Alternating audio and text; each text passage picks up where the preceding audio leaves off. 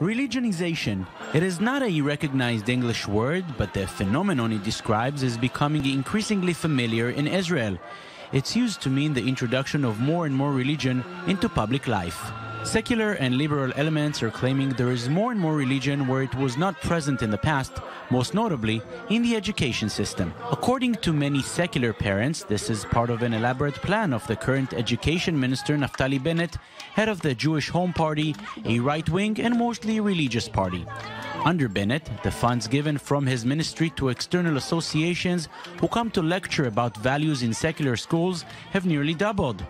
Some teachers, who prefer not to be identified, claim that almost a third of the classes are cancelled in order to make time for the external associations, and they know exactly what are the values they bring. But there is already a religious education system in Israel. In 1953, the Israeli parliament, the Knesset, approved the state education law, which basically divided the state-run schools into two different tracks. One known as the state religious track and the other the state secular one. The religious track is managed by a special department in the ministry known as the Department for Religious Education, which the Education Ministry has no influence on.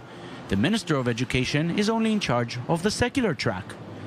The system worked relatively well for 60 years, but according to many secular parents, things are now changing under the current education minister.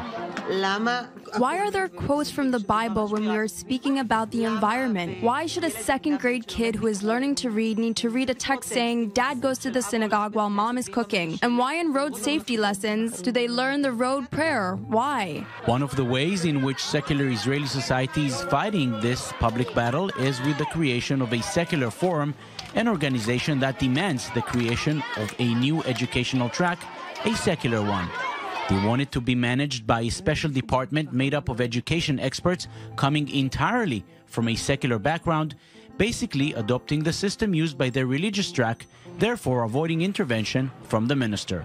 All of a sudden, these association people come in and speak with our 7th graders about religion and good deeds, about the role of the woman at home, and that every man needs to put tefillin on every morning. This is obviously approved by the Education Ministry. Bennett himself strongly denies these allegations. There's no religionization, there's no schmilligionization, there's no such thing.